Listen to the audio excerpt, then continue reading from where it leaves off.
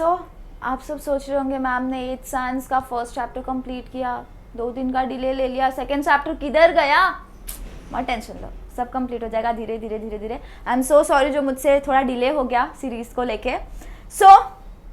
नमस्कार, मैं अदिति सिंह आज आप सभी के साथ 8th साइंस का सेकंड चैप्टर स्टार्ट करेंगे। कौन सा second chapter? Health and diseases.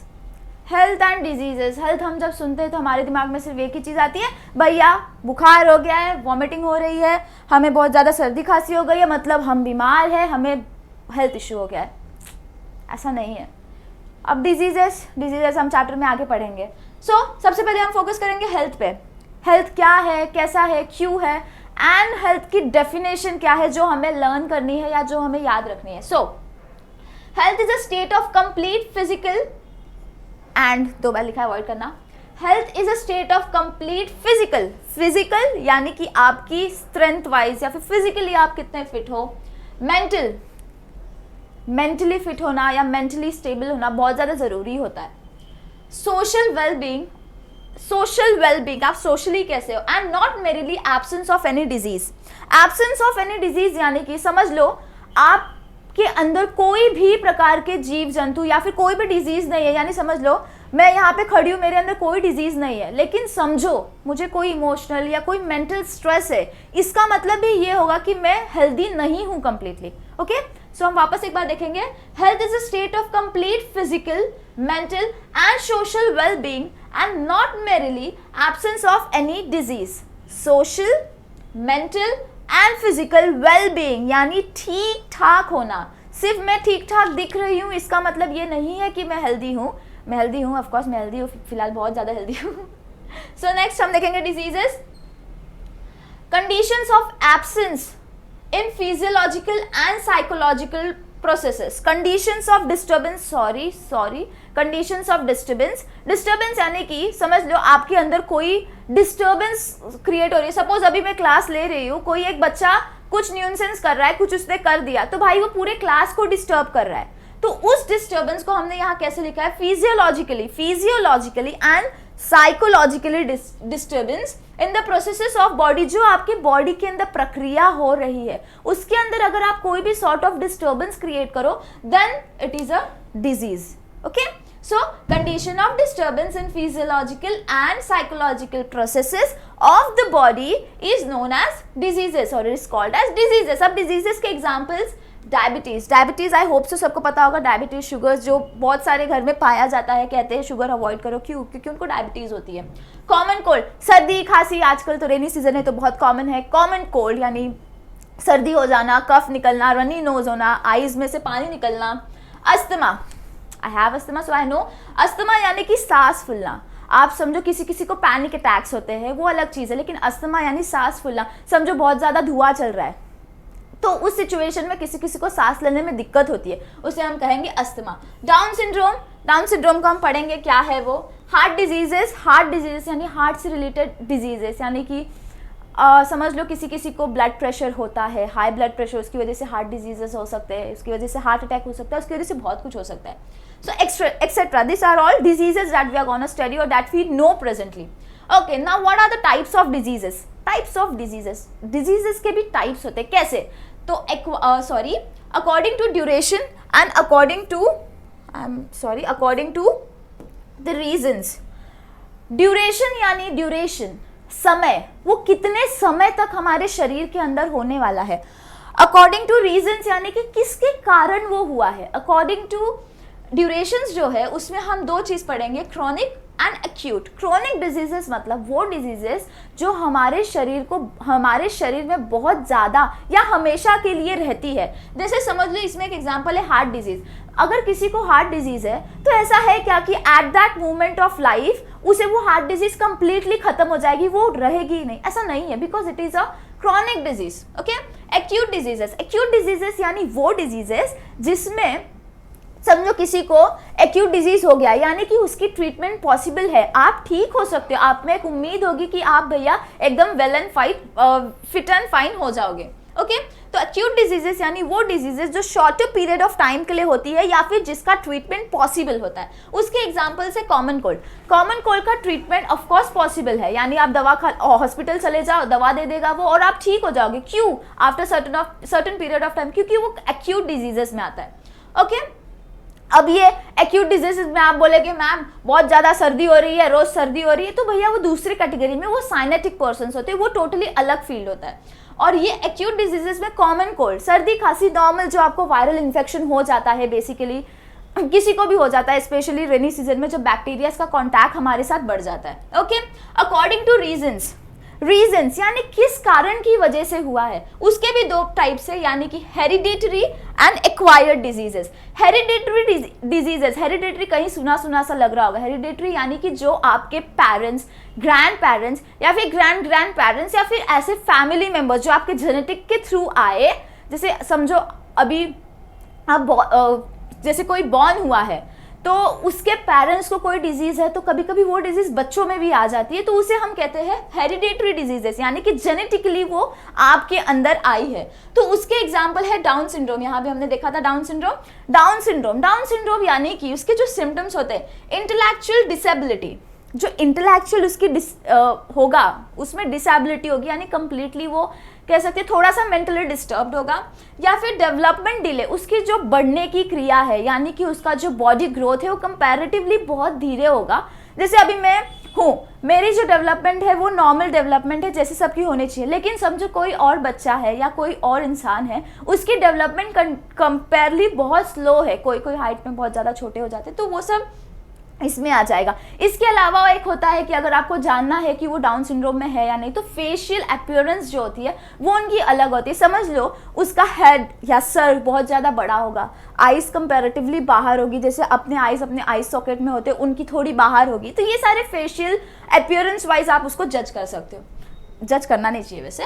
और एक्वायर्ड डिजीजेस यानी वो डिजीजेस जो आप एक्वायर करते हो, मतलब आप खुद से तो कोई शौक से जाएगा नहीं कि भैया मुझे हो जाए, ऐसा कुछ नहीं है। जो आप समझो बॉर्न होने के बाद, after birth the diseases you get are accommodated in acquired diseases. Okay acquired diseases के फर्दर टाइप्स हैं, उससे हम कहाँ कंसिडर करेंगे, तो उसको कैसे डिस्क्रिमिनेट करेंगे, तो infectious and non infectious. Infectious यानी वो डिजीजेस जो हमें मतलब इंसेक्ट्स के द्वारा या किसी और द्वारा मिले। नॉन इन्फेक्शियस यानी कि जो इन्फेक्शन से नहीं होता है उसे हम नॉन इन्फेक्शियस कहते हैं। इन्फेक्शियस में क्या क्या आएगा, कॉमन कोल्ड आपको बैक्टीरियस के थ्रू होगा, यानी कि वो एक इंसेक्ट है, वो एक वेक्टर है, तो ऑफ कोर्स वो एक इन्फेक्शियस डिजीज हो गया। अभी हार्ट अटैक, आप हो, आपके अंदर कोई बैक्टीरिया चला जाएगा और वो बोलेगा मुझे उसकी वजह से हार्ट डिजीज हो गया, भैया ऐसा पॉसिबल नहीं है, इट्स नेक्स्ट टू इम्पॉसिबल, क्योंकि हार्ट डिजीज किसी को भी कोई इन्फेक्शन के थ्रू नहीं होती है, वो या तो आफ्टरवर्ड्स होती है या फिर किसी को इनबॉर्न होती है। तो हार्ट डिजीजेस। अब हम नेक्स्ट देखते हैं इन्फेक्शियस डिजीजेस के types. Infectious diseases, what is infectious disease? अभी मैंने बोला जो आपको बैक्टीरियाज के थ्रू मिले या इन्फेक्शन के थ्रू मिले, तो कैसे? Diseases that are spread due to contaminated air, यानी कि इसको समझ लो पोल्यूटेड एयर, खराब हवा, पानी या फिर फूड और vectors. Contaminated air, water, food और वेक्टर्स इंक्लूड एवरीथिंग। मैक्स का वेक्टर मत लेना, वेक्टर इंक्लूड्स इंसेक्ट्स, लाइक समझ लो इंसेक्ट्स, बैक्टीरियाज एंड इंसेक्ट्स जो आएंगे वो इसमें आ जाएंगे। They are called as infectious diseases spread due to contaminated air, sorry दिख नहीं रहा था, I am so sorry. Diseases that are spread due to contaminated air, water, food and vectors that are insects is called as infectious diseases. Okay? अब next क्या है? तो dengue, यानी infectious diseases में ही डेंगू आता है। आपने सुना होगा अभी रेनी सीजन है तो बहुत कॉमनली डेंगू, मलेरिया, टाइफाइड, ये सारी चीज़ें हम सुन लेते हैं, किसी को भी हो जाता है, ऐसा इसका कोई एज ग्रुप नहीं है, किसी को भी हो जाता है, बहुत बहुत रिस्की चीज़ होती है। डेंगू किसकी वजह से होता है? इडेस अजिप्टाई, ये एक, हंसना मत, ये एक मच्छर यानी कि एक मॉस्किटो का नाम है। भैया ये कहाँ पाया जाता है? क्लीन वाटर, आप बोलोगे मैम डर्टी वाटर से प्रॉब्लम था, अब क्लीन वाटर से भी प्रॉब्लम होने लगा क्या? नहीं, ऐसा नहीं है। Mosquitoes lay egg in the water logged place, thereby population increases. ये एक नोट्स है तो इसको नोट्स की तरह लेना। Mosquitoes lays egg in water logged, यानी कि समझो अभी कहीं पे पानी जमा है, समझ लो एक टंकी रखी मैंने यहाँ पे, ये टंकी के अंदर साफ पानी है यानी प्यूरिफाइड वाटर या फिर डिस्टिल्ड वाटर, आप चाहे जो बोलो। समझो मैंने टैप चालू करके उसमें पानी ले लिया, वो साफ पानी को अगर हमने कहीं पे एक जगह पे स्टोर कर दिया for long period of time, उसमें धीरे धीरे आप नोटिस करोगे मच्छर आना चालू होते, इंसेक्ट्स आना चालू होते। वो जो चीज़ें होती है ना, they are not good for our health. कैसे? समझो अब अगर उसने वो मच्छर निकल के आपको काट ले रहा है तो उससे आपको क्या होगा? डेंगू होगा, वो अगर वो ये मच्छर रहा तो। सो इसके सिम्टम्स क्या क्या है? एक्यूट फीवर यानी कि थोड़े समय के लिए रहने वाला फीवर, ओके। हेडेक, बहुत ज़्यादा सर दर्द होना। वॉमिटिंग, आपको कुछ डाइजेस्ट नहीं होगा, आप कंटिन्यूसली उसको निकालते जाओगे एंड वॉमिटिंग होती जाएगी। Pain in I sockets, pain in I sockets यानी कि जो आपके आईज के सॉकेट्स है जिसमें आपके आईज फिट है उसमें आपको दर्द होना चालू होगा। डिक्रीज इन प्लेटलेट्स काउंट, यानी कि जो ब्लड के अंदर एक और चीज़ पाई जाती है, आरबीसीज होते हैं, रेड और वाइट बीसीज होते हैं, तो उसके साथ एक प्लेटलेट भी पाया जाता है। जब आप ब्लड टेस्टिंग को देते हैं वो एक स्पिनर में डालते हैं, वो स्पिनर में उसको जब वो बहुत ज़्यादा स्पिन करते हैं उसके ऊपर एक वाइट सा लिक्विड दिखाई देता है, वो प्लेटलेट्स उससे काउंट किया जाता है। तो there is decrease in platelets count which may lead to internal haemorrhage, यानी कि प्लेटलेट अगर बहुत ज़्यादा प्रमाण में कम हो गया है तो इंटरनल हैमरेजेस, यानी कि समझ लो आपको अच्छे से पता है कि हमारा जो ब्लड है वो कैसे जाता है। ये हमारे वेसल्स, ब्लड वेसल्स हो गए, इसके अंदर हमारा ब्लड जाता है। समझो हमारे प्लेटलेट्स बहुत ज़्यादा कम हो गए तो ये जो ब्लड सेल्स है ना, ये इस वेसल्स को रप्चर करके यानी तोड़ के उससे बाहर निकलेगा। मतलब समझ लो ये यहाँ से ब्लड को जाना है लेकिन उसे वो अलग करके उसके बाहर निकलने की कोशिश करेगा। और हमें अच्छे से पता है अगर पाइप के बाहर पानी जा रहा है तो दिस इज़ नॉट गुड, यानी कि ब्लड अगर ब्लड वेसल्स के बाहर जा रहा है तो इससे ब्रेन मतलब हैमरेजेस होने के बहुत चांसेस होते हैं। तो अगर आप इस डायग्राम में देखोगे तो आपको चीज़ें दिखाई देगी कुछ, भैया यही है वो मच्छर जिसकी वजह से बहुत लोगों का नुकसान हो जाता है।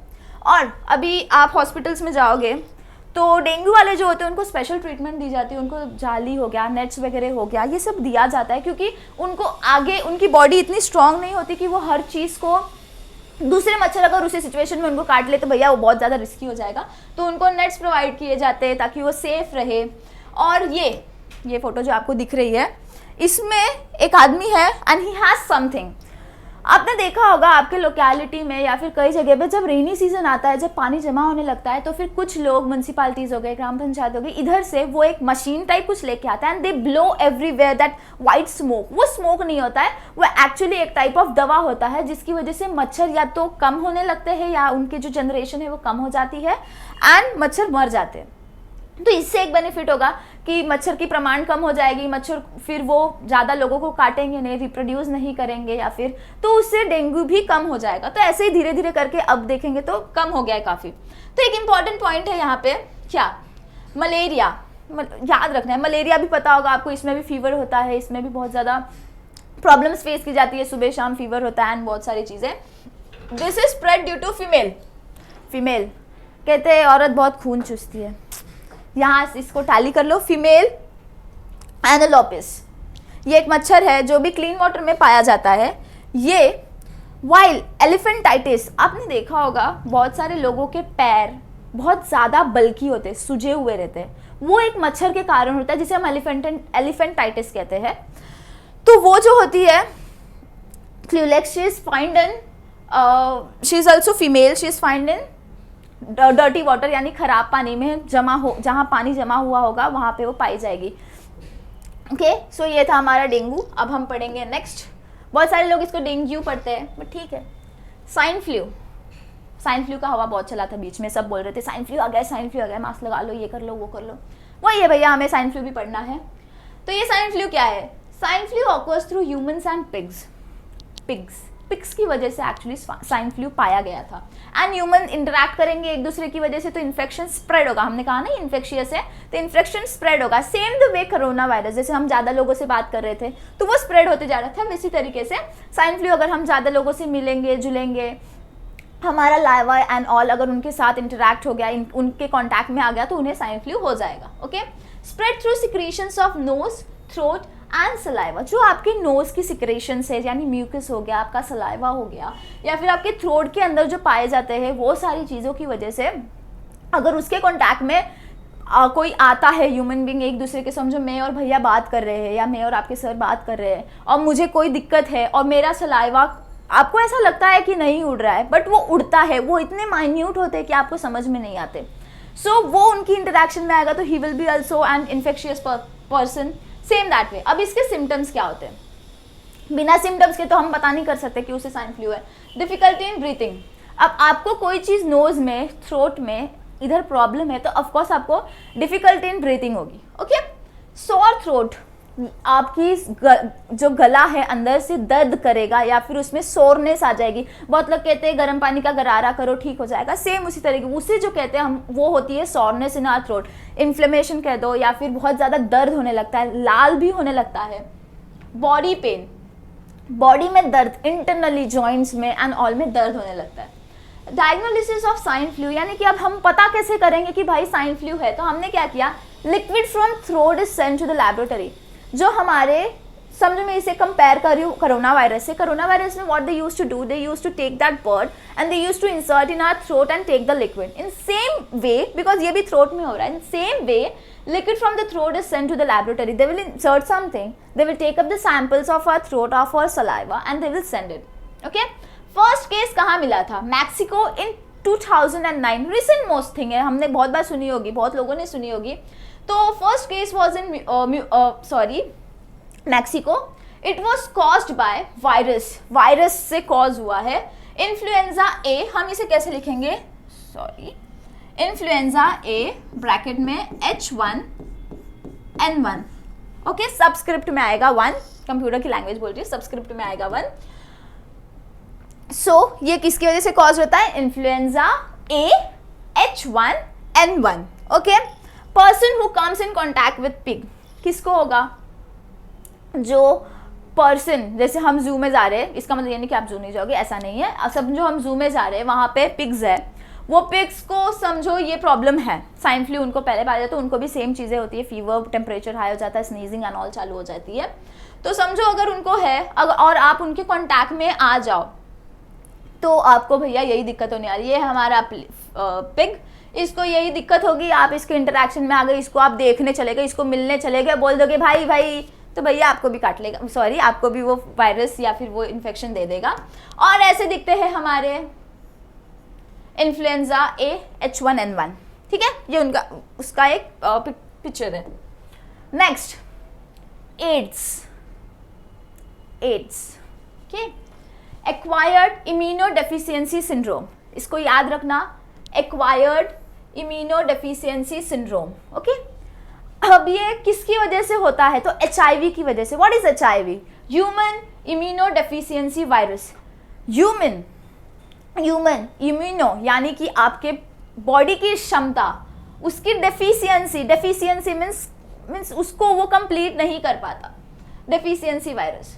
इसके विक्टिम कौन कौन है, या विक्टिम जो होता है, जो पर्सन सफ़र कर रहा है, उसे क्या प्रॉब्लम होती है? Victim suffers various diseases due to progressive weakening of natural immunity. अगर किसी को HIV का वायरस इन्फेक्ट करता है, यानी उसको एड्स है, तो उसकी जो अंदर की क्षमता होगी, यानी कि उसकी जो इम्यूनिटी होगी, वो इतनी ज़्यादा वीक हो जाएगी कि अपने आप उसको डिजीजेस होने लगेंगे एंड वो ऑफकोर्स, अगर आपके अंदर ताकत ही नहीं है, आप क्लास में लड़ रहे हो, आपके अंदर बिल्कुल ताकत नहीं है, सिंगल पसली हो, जाके आप मारने की कोशिश करोगे किसी और को जो हट्टा कट्टा है, नहीं मार सकते।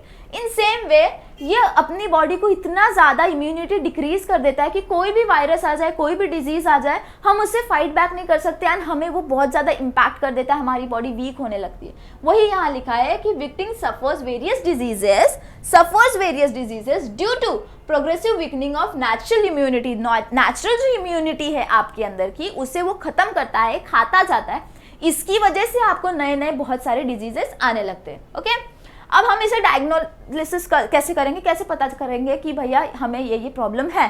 तो इसका बिना टेस्ट के ये नहीं पता कर सकता। आप कोई इंसान है तो आप उसे जज नहीं कर सकते कि उसे ये दिक्कत है, क्योंकि वो जो होता है his behaviour is also natural, उसकी जो बिहेवियर होती है एकदम नेचुरल होती है।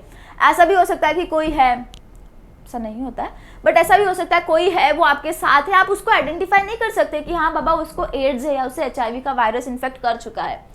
सो हमें टेस्ट के द्वारा यानी कि ELISA ELISA test is used for its proper diagnosis.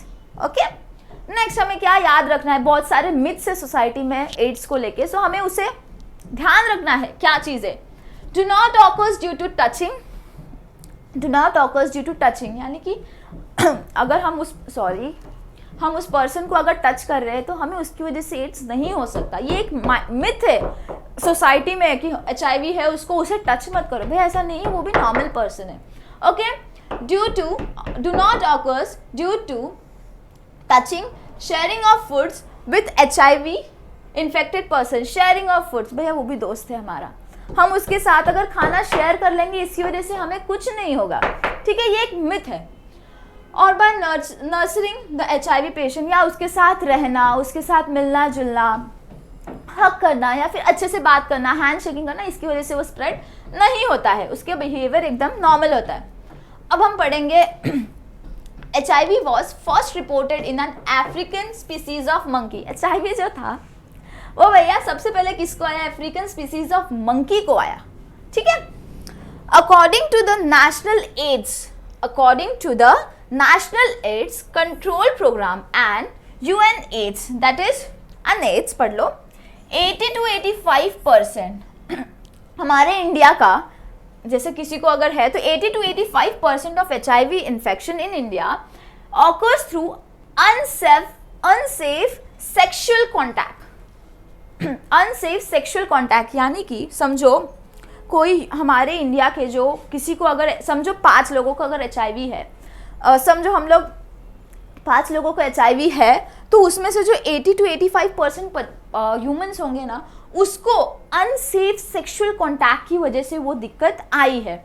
यहाँ पे मैंने एक डायग्राम नहीं, यहाँ पे एक मैंने चीज़ दिखाई है कि reduce the risk of getting HIV। कैसे हम रिड्यूस करेंगे, किसी को ये दिक्कत हो चुकी है तो भाई उसे उसका प्रोसीजर फॉलो करना पड़ेगा, लेकिन अगर हम अवॉइड कैसे कर सकते हैं, using condoms, ensuring that the partners you are living with HIV are taking treatment। आप किसी के साथ रह रहे हो और सेक्सुअल कॉन्टैक्ट में हो तो उससे वो चीज़ नहीं होनी चाहिए। Using sterile needles and syringes for all injections, यानी कि अगर आप कहीं जा रहे हो वैक्सीन लेने के लिए, वैक्सीन आप ले रहे हो, वो स्टेराइल नहीं है कम्प्लीटली, वो किसी और को इंजेक्ट कर चुके हैं उससे मेडिसिन, तो भैया उससे मत लो। इसके लिए कहते हैं ना, आप जब भी जाओ हॉस्पिटल में तो स्टेराइल वाला या नया वाला इंजेक्शन ले लो, इसलिए कहा जाता है। Getting tested and treated for sexually transmitted infection, testing जो मैंने बोले ऑफकोर्स वही। नेक्स्ट जाते हैं इन्फेक्शंस इन एनिमल्स, हमने जो पढ़े वो इन्फेक्शंस इन ह्यूमन बींग्स थे अभी तक, अब हम पढ़ेंगे कि भैया एनिमल्स को कैसे होते हैं इन्फेक्शंस। बहुत सारे आपने देखे होंगे ना, डॉगीज रास्ते में उनको बहुत सारी दिक्कत होती है, जैसे स्किन से बाल निकल जाती है, स्किन जली जली सी दिखाई देती है, तो ये सब एक सॉर्ट ऑफ चीज़ें हैं उनको। तो इन्फेक्शन कैसे होता है, rabies it's a viral disease है, डॉगी को हो जाती है, इट्स अ वायरल डिजीज। और इसके लिए कहते हैं ना वैक्सीनेशन कंप्लीट करनी चाहिए। अगर आपके घर में कोई पेट है यानी उसका वैक्सीनेशन कंप्लीट नहीं है तो प्लीज़ उसका वैक्सीनेशन कंप्लीट करवाओ, क्योंकि उससे रेबीज होने के चांसेस होते हैं। Rabies is a viral disease occurs due to bite of infected dog, rabbits और मंकीज या फिर कैट। ठीक है, अभी जो समझो किसी एनिमल को रेबीज है एंड मतलब उसे वो दिक्कत है और उसने आके आपको काट लिया, डॉग आया और डॉग ने आपको काट लिया, तो भैया आपको भी वो दिक्कत हो जाएगी। Virus enters the brain via neurons, hope आपको ब्रेन पता होगा, सबको यहाँ है ब्रेन, न्यूरॉन्स भी आप सभी को पता होगा। कहीं अगर डायग्राम देखा हो तो बता दूँ, समथिंग ऐसा दिखता है, ये है हमारे न्यूरॉन। ठीक है, तो ये न्यूरॉन्स जब कनेक्ट होते हैं तब वो हमारे ब्रेन के पास जाता है। एग्जैक्टली तो ये जो वायरस है ये कैसे जाता है, it goes via brain. Okay, so अभी इसके सिम्टम्स क्या क्या है? इसके सिम्टम्स ये है कि हाइड्रोफोबिया हो जाता है। Hydrophobia, hydro means water, phobia means डर लगना। जिसको भी ये इन्फेक्शन वायरस देगा, समझो कोई इंसान है, उसे रेबीज, उसे कुत्ते ने काट लिया है, तो उसे हाइड्रोफोबिया हो जाएगा, यानी उसे पानी से बहुत ज्यादा डर लगने लगेगा। Okay, so fatal disease is prevented by timely vaccination before offset of symptoms. अभी आपने बहुत बार देखा होगा कि कुत्ते ने काट लिया है तो हम वैक्सीनेशन लेने जाते हैं। पहले तो 8 वैक्सीन थी, अब तो एक ही वैक्सीन है वो। तो फेटल डिजीजेस यानी कि मतलब deadly diseases prevented by timely vaccination, हमें वैक्सीनेशन को कंप्लीट करना पड़ेगा। ऑनसेट ऑफ बिफोर सिम्टम्स यानी कि ये सिम्टम आने से पहले आपको मेडिसिन आपका कंप्लीट करना पड़ेगा, वैक्सीनेशन कंप्लीट करना पड़ेगा। अगर ये सब हो गया तो कोई कहते हैं कि थोड़ा दिक्कत हो जाता है। Symptoms starts appearing within 90 to 175 days of dog bite. Symptoms जो है वो आपको 3 महीने से लेके 175 डेज तक दिखाना चालू हो जाता है, यानी इसके पहले आपको आपकी वैक्सीनेशन कंप्लीट करनी पड़ेगी। ओके, कितने डेज?